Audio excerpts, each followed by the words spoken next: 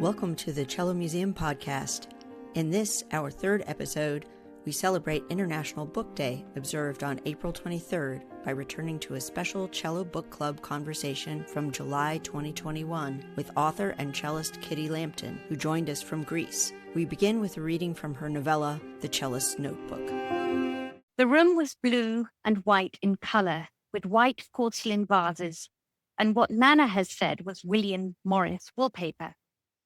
There were two huge sash windows which flooded the room in daylight, ideal for Nana's practice each day in piano lessons. She looked around, and apart from the baby grand piano, there were no other instruments in there. Curious, but not wanting to disturb her Nana's studies, she pondered whether she hadn't seen a cello or case anywhere else in the house. As she stood there, Babu walked past the door, and she followed him into the hall and up the staircase to the landing. He led her further up yet more stairs, which she had not really noticed before at the back of the house, and she walked quietly along the carpeted creaky floor.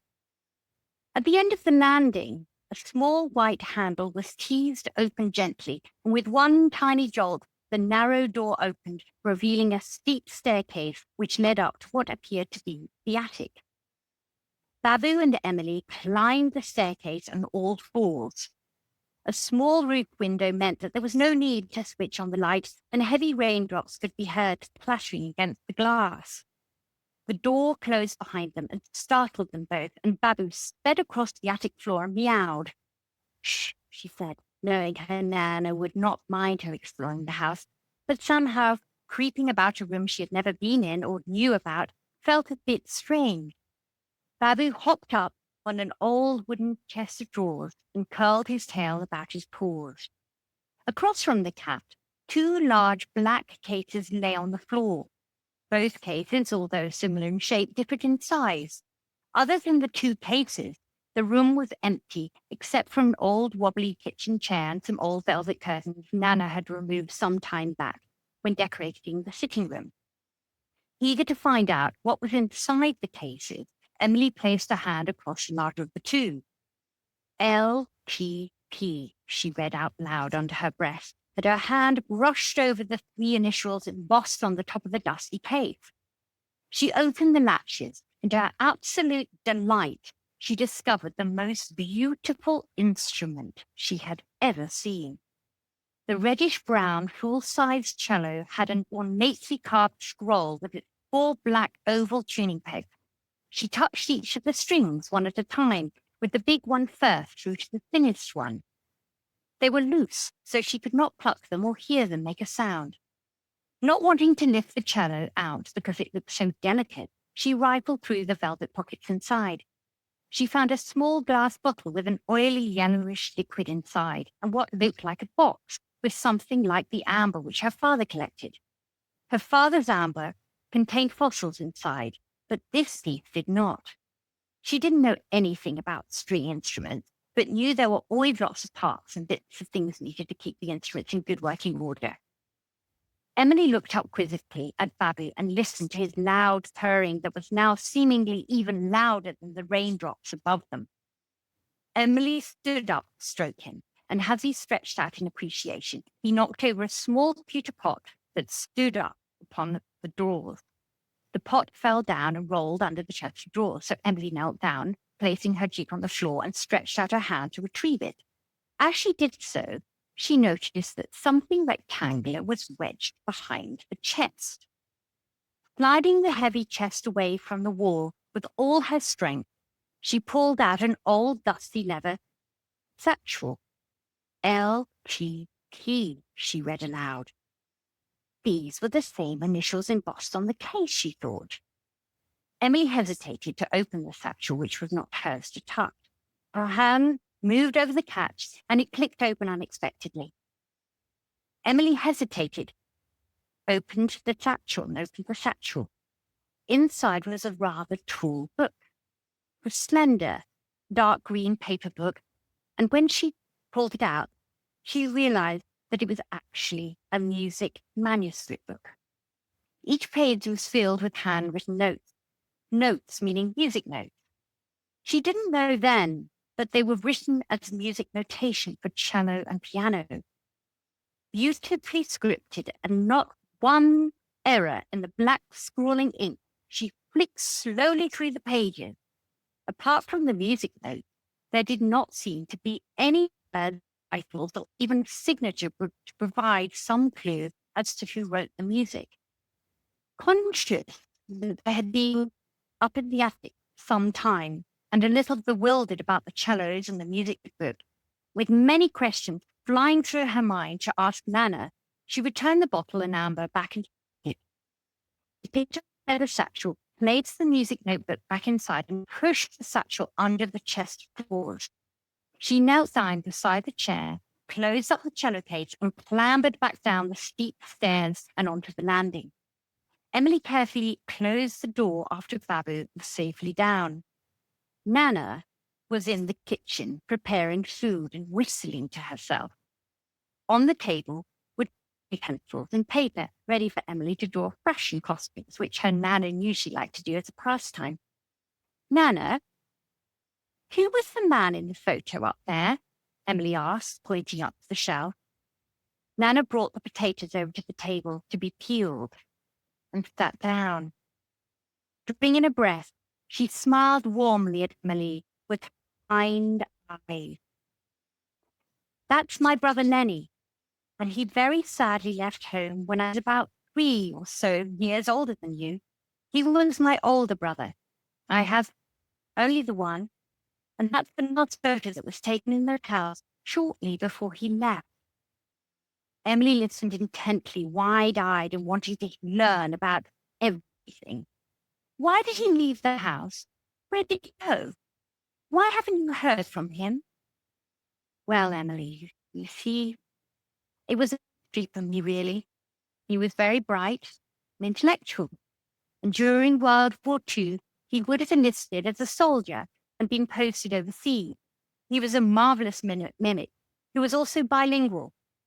In the photograph, you can see that he was a young man and would have joined the military. We believe he would have spent the war in France due to his linguistic ability, but the circumstances of what happened during the war and his involvement is not something that we were able to find out about as a family. Where in France? Emily asked. Well, we presume Paris, maybe because this was the capital, and this city was under occupation by the Germans in the war. Due to his ability to be able to speak with different French accents, meant that he could take on a southern French accent or a part of Paris, for example, that most people couldn't imitate, and hide behind his English accent too. He would have blended in as if a Parisian quite easily. Having said that, he could have blended into any number of French cities or towns across France.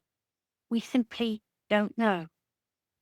I was very young, but I remember my parents explaining that we could get little information about where Lenny had gone, and everything seemed to be very secretive. Perhaps he was a spy. I have read many books about war, and many spies were chosen due to their linguistic ability, which would have been helpful to the British forces. Emily was transfixed by the story of her great uncle Lenny, and tried to imagine where he would have been and what role he would have played potentially as a British spy. She also wondered why he would not have contacted the family. Surely he wrote to you during the war to tell you how he was, Emily asked.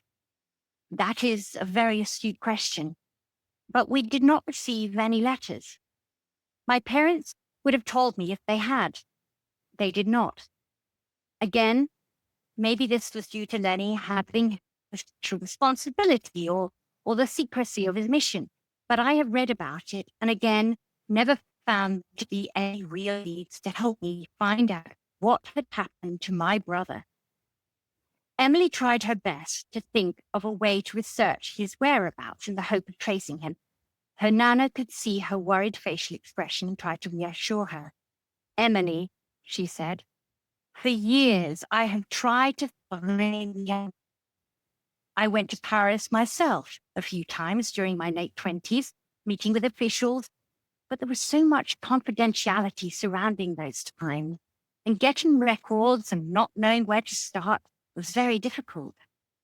My parents did receive a letter from the military stating ultimate fate unknown after the Second World War, which I later knew to mean that he was missing action and presumed dead. I, of course, did not really settle with this as an answer. That is why I went to Paris myself. Excerpt from the book. That's absolutely wonderful. You're a cellist, so it makes sense that you have a cello in the book. What is your connection with World War II? Well, I've always been fascinated by World War II.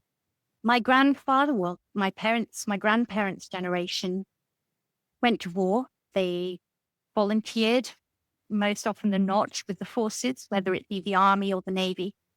And my grandfather in particular sort of stays with me. I remember as a child, him tap dancing on the floor and whistling through his teeth. And I later, very recently, came to find out a little bit more about him. And he was actually a chief petty officer in the Navy. And at any moment in his time or in the Second World War, he could have died. He was put into very dangerous situations. And there was one story that really resonated with me that comes through in the book where during the war, I think it was 1943, he was heading down the steps into the London Underground, and there was a direct hit from bombing in London. Now, my grandfather, I thought, was a sort of big reefer jacket he was wearing, but it was a sort of Macintosh, I believe. I don't quite know, but it protected him somewhat. And my father said to me that if you look very closely at his face, you would see these little scarrings on his face, that ultimately the jacket he was wearing protected him. Now, if you were to read the book, you hear about Lenny's story, and part of my grandfather's hearing was disrupted from that. He survived, but it resonated with me. And I was very conscious of this idea of memory and music and memory. And I played with this idea of how important music is in encouraging memory. And I always remember my grandfather and his lovely whistling. And I often whistle to myself. And so it's these stories that sort of come out and come through my writing. It makes it very real. You're listening to the Cello Museum Podcast. In this episode, author and cellist Kittie Lambton joins me, Brenda Neese, for a conversation about her novella, The Cellist's Notebook. It just brings it to life that you have this close connection, because the connection is not always obvious. You're too young, you've been through it. And as I was saying to you earlier, I was fascinated to hear my landlady when I was at Oxford, was at Bletchley. She would always talk about the war, and she was closed-mouthed about the Bletchley part, but there were parts of everyday life that came through. And so I can see this connection in your book with Emily being fascinated and wanting to know more and having this family connection. And then she falls in love with the cello and she sees this instrument in the attic. Can you tell us, how did you fall in love with the cello? Well, I fell in love with the cello at primary school. I was up in Scotland. I went to primary school in Scotland in Fife. It was at a time where a lot of children were provided music lessons for free as part of school encouragement and part of culture. And I remember at primary school, I don't really remember much about it, but apparently they said, does anybody want to play the cello? And of course I put my hand up and I went for an audition. And that night I was given a cello. And I think from that moment on, I fell in love with it, really. And it's been very interesting through my own lifetime, playing in ensembles, playing in orchestras, playing in string ensembles, the one-to-one tuition, the mentoring, the wonderful relationships you have outside of your family, and the wonderment, the exoticism that I experienced learning the cello from these wonderful teachers. That 1 hour I would have would just take another place. And as I've gone through my life and I've gone on to teach, and I've gone on to teach in schools as well as teaching the cello myself, it stays with me. And it's been such a big part of my life. So from that moment on, I fell in love with the whole wonderment of playing the cello. And it's this lovely companion that stays with me through my life. And when in reading your story, I was just wondering why the War Office didn't also give Lenny the cover story of being a cellist. Yes, he had the language skills, but it worked out that he had the cello was then in the attic and then Emily could find it. But I was just wondering, because there have been so many spies who have been musicians, and including a book that just came out this week where one of the main characters is a cellist who is a spy.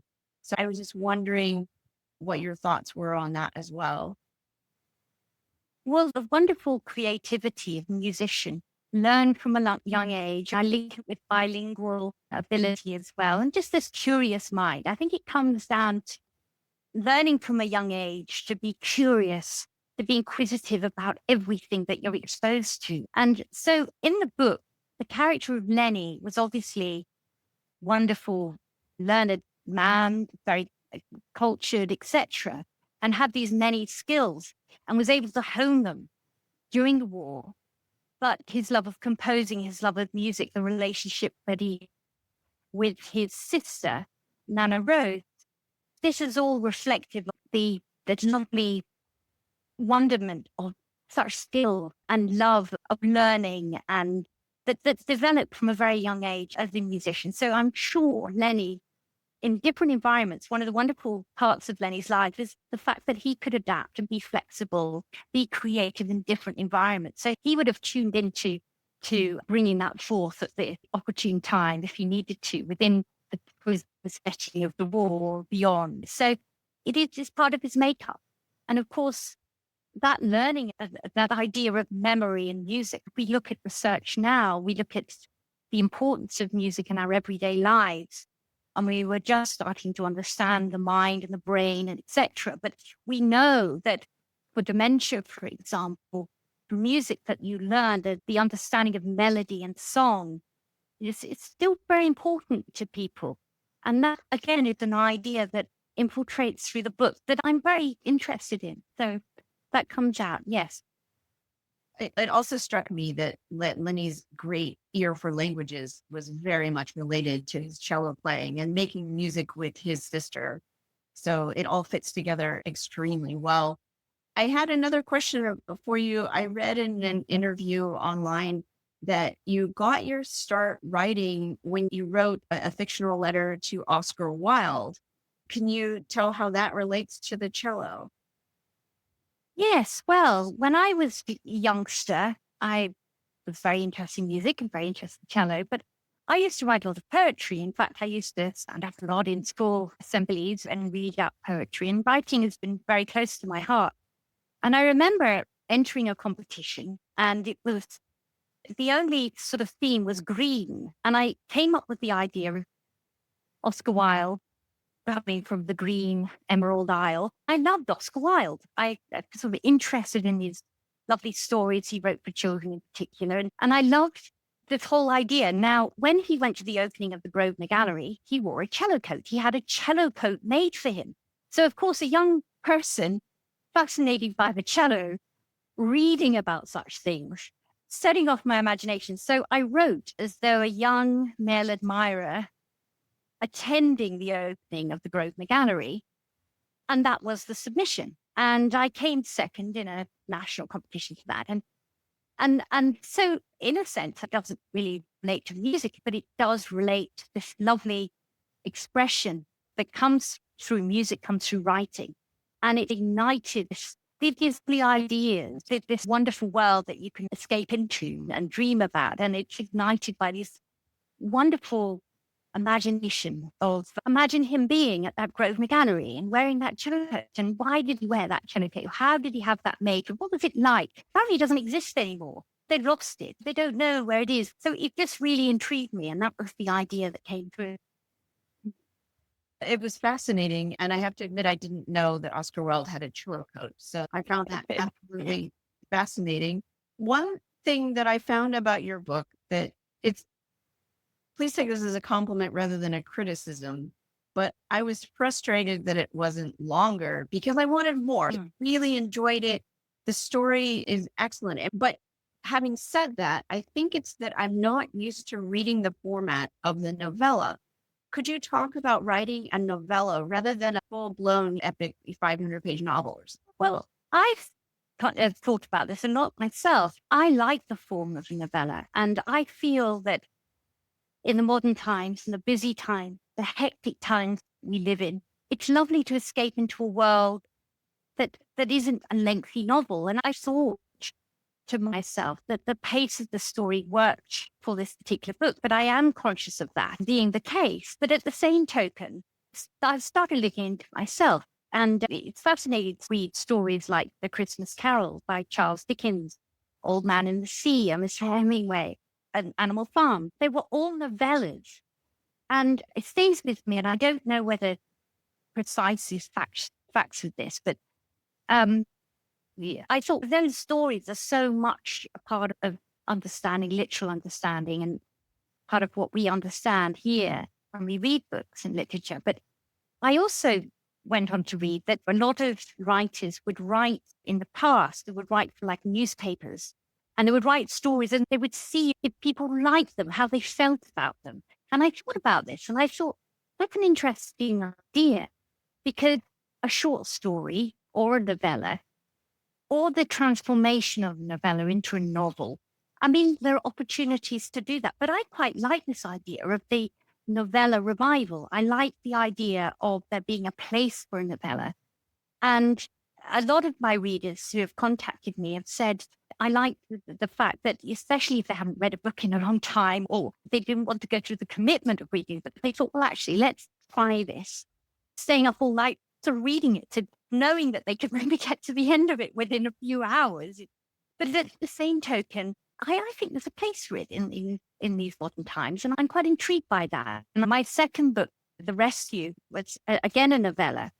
So it's not that I dismiss the idea of a novel, but I quite like it. And I've often read novels, I have to admit, particularly when I was younger, where I've gone, there's too much description going on here. There's too much of it. There's long-winded explanations to things. I quite like the imagination taking place here. I love the idea of, in the Cellist Notebook, stepping into that house and the setting of that story, and really feeling those generations, feeling those various generations walking through those doors at different times in history, and how do they feel, and leaving it to imagination. So I quite like that idea of not everything being said, but setting a scene in which, a little bit like a film, its scene is given to you, and you are then able to say, I know what's happening. I know how that character would feel in that space,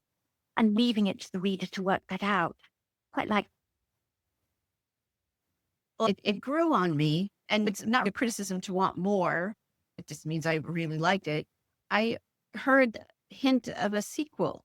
Are you writing a sequel at the moment? Yes, I am. I have a sequel in mind, and I am continuing writing that. And it is a sequel to the Cellist Notebook. So I'm very excited by that. Well, please keep us posted when it comes out. You really bring to life Emily's passion, and she just falls in love with the cello. Can you tell us about your own cello training and people who inspired you growing up as well? Yes, I've mentioned it before, the sort of impact of those one-to-one lessons. And I still remember the impact of, particularly one, I don't know if you mentioned the name, there was the one particular teacher who really had an amazing impact on my life at that particular age. And it was about, I used to take my cello and I used to go to the house, and it was a very exotic house, speaking a Dutch language, not the Dutch, the voice, the intonation of the voice. The lyrics are not speaking in Dutch. I wouldn't have understood, but this beautiful voice.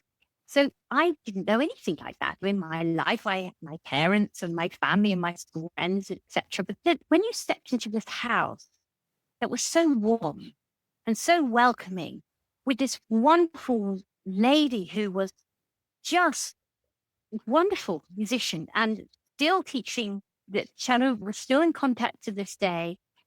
And the inspiration and the influence of that in that hour of her time once a week, I would just spring away from those lessons. It doesn't matter what you're going through in your life, where you are, what is happening.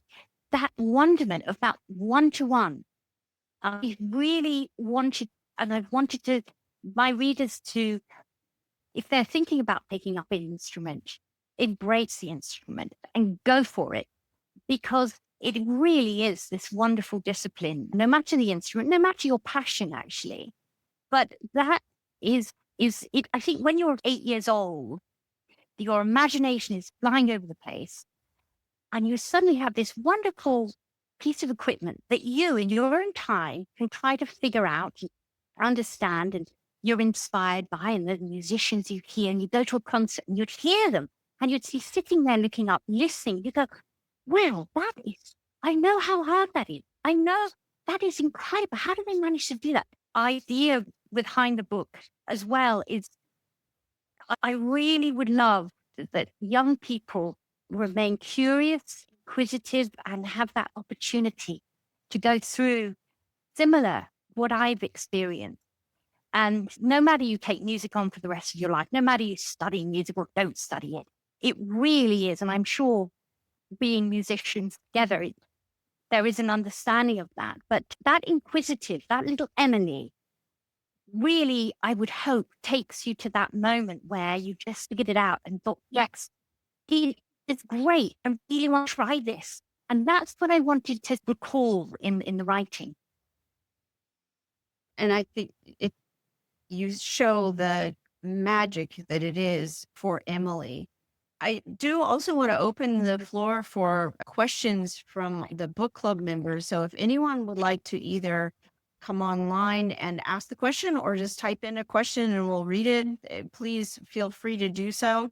I do have another question while we wait for people to come forward.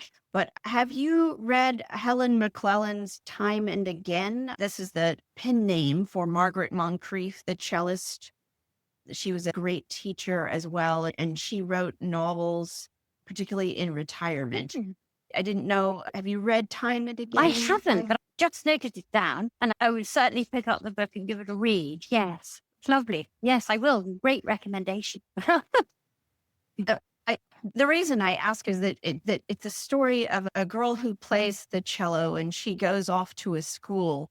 In the novel, there is this supernatural element of time travel, where a young boy comes back from the time of World War II, and he's a composer. And so there's this connection between the cellist and the composer. I can't remember if she's a pianist or a cellist. Her friend is a cellist and a pianist. And I think actually she's a pianist. Anyway, there's a connection by this piece of music that she finds in an attic. So there's some parallels there that I thought were fascinating. It's not at all the same story, but there's some similarities. I think also if people have enjoyed your book while we're waiting for your sequel, this Helen McClellan book, Time and Again, might be something else to our reading list. And does anybody have any questions? I'm not seeing any come in yet. There's so much to talk about. Can you tell us a little bit about your other book, which has music in it, but not cellos? Well, The Rescue that I wrote, yes, I mean that I entered a short story competition, Westgate Literary Festival, and I was awarded second prize. It's a short story, and I went on to then write a novella from it. And again, music is very prominent through the story. And I think back again to my Dutch cello teacher and her lovely history and culture. And I also think to friends. I lived in a seaside town in Scotland, and how welcomed I was when I lived there, and how welcomed in particular, again, by absolutely wonderful musicians, which have a wonderful Jewish history. Again, the Second World War, the Isle of Man, and fascinating history. The musician, she's a fiddle player who runs the fiddle band, very much encouraging young people to pick up fiddle and play in a group ensemble. And her wonderment, her way she was with me of welcoming me into the community, her endless, how can I say, just within the community, being that bright, shining light of music making and getting events organized, arts events, cultural interests, that really came into my writing. And this idea of community spirit, and not only what I went through and how welcomed I was, but this idea of music across culture and music, Middle Eastern music, lots of music features with this, and the crossing of paths, and the fact that somebody can sail into community as such, a stranger. Now, how do we embrace that stranger? But that was a sort of curious idea to me. But if you embrace the stranger coming into your community, as we move around and we visit a new town or we have to move job, we could be going to another place. How do we want to be received into a community?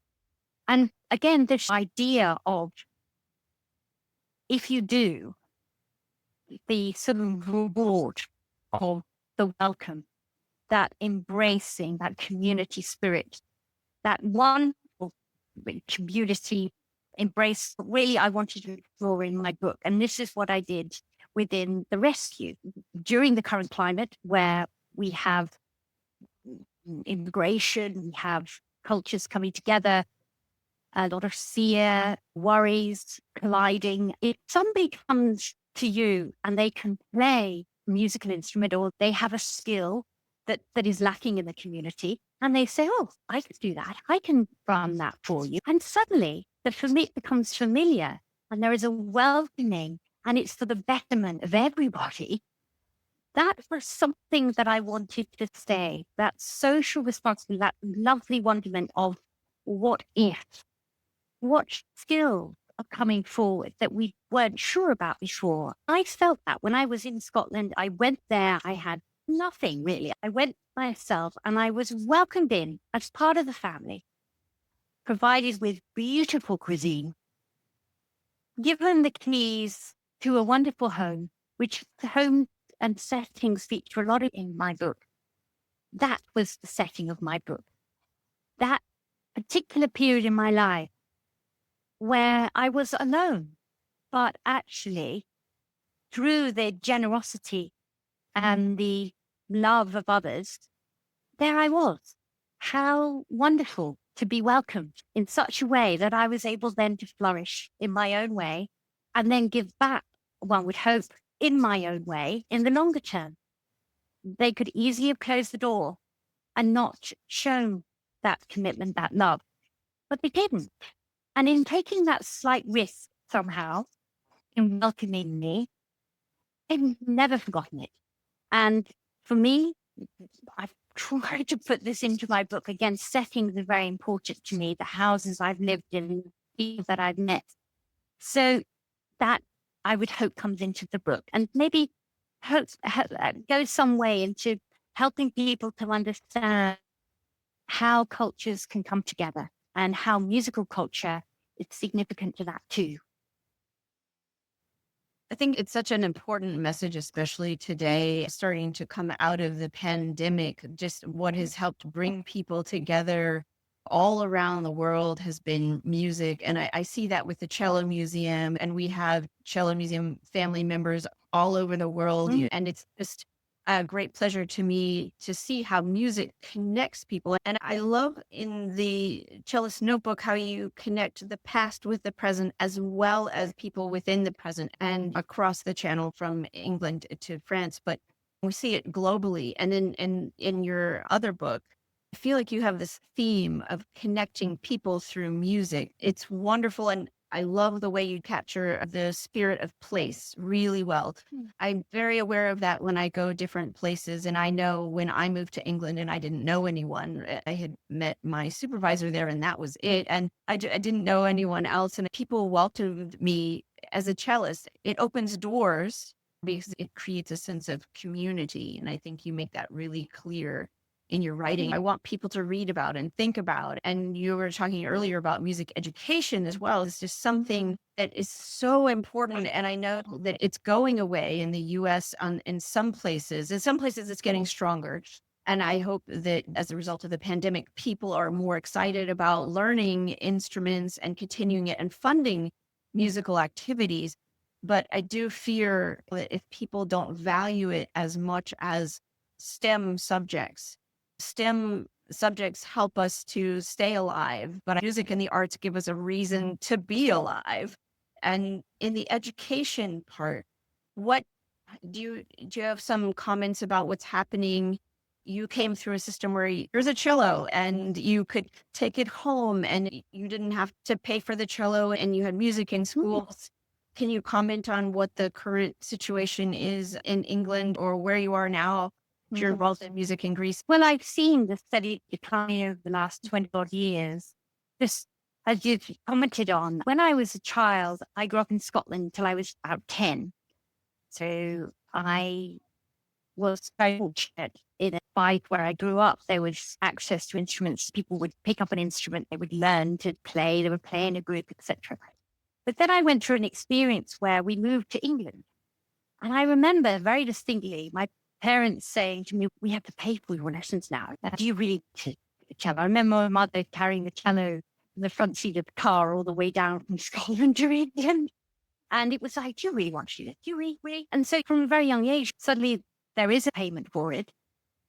And then you're paying for that. And then you join the ensembles and things. But then from that period, what I've noticed in schools, having been a teacher myself, is that steady decline of the investment, it being subsidized. For example, when I was 8, when your imagination is flowing, you are restricted everything, that spark, that little capturing of that sparkle, it just breaks your heart when really that isn't maybe there for as many kids as it should be, whether your family are musicians or not really interested or anything. I mean, you could do it, even if you just had that curiosity by putting your hand up.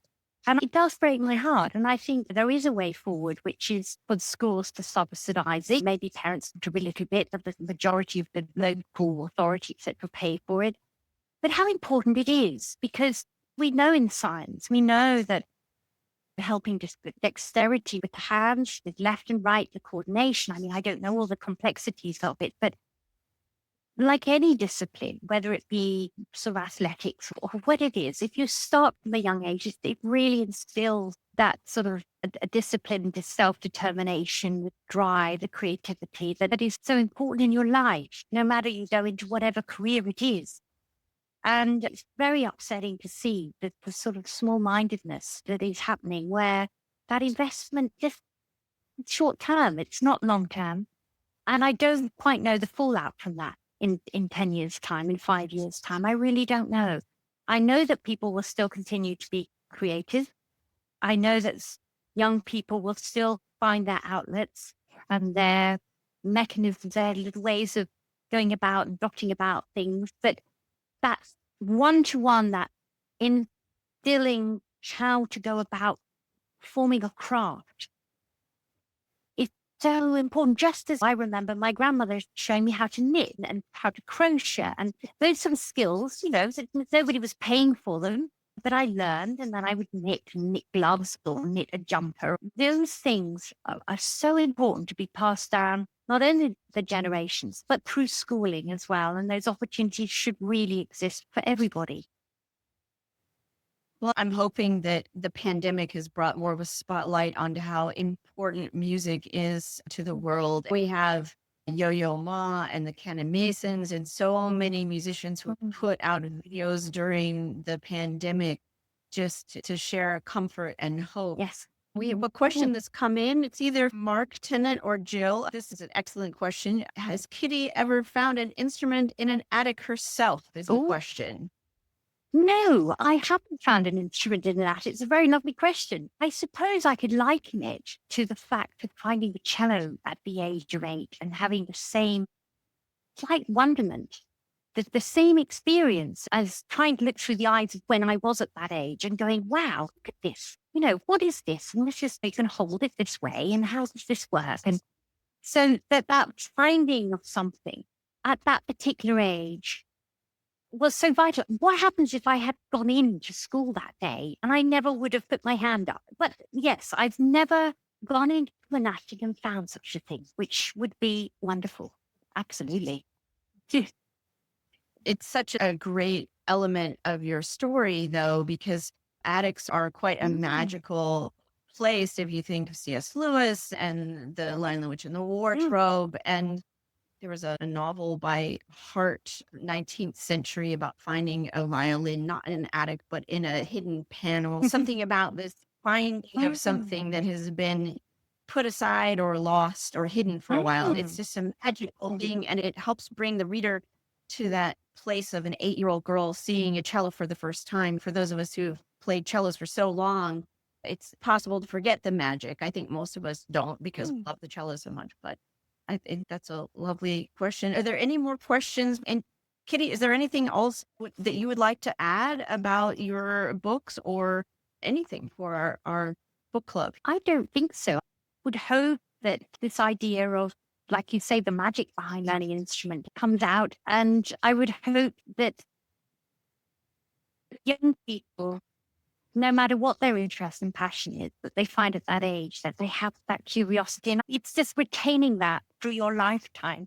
So the last point I'd like to say is just that one would hope that continues in our lives beyond that young age, that magic and curiosity about all sorts of wonderful things. It's lovely talking to you, and you really bring this magic to your writing. I'm looking forward to your sequel and your future books.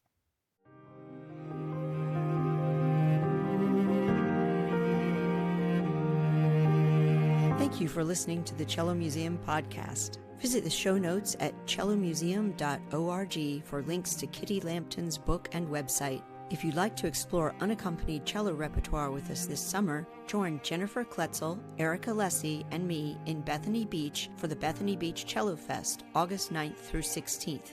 Details and registration can be found at cellomuseum.org. If you enjoyed this episode, please subscribe and share it with a friend. Thanks again for listening.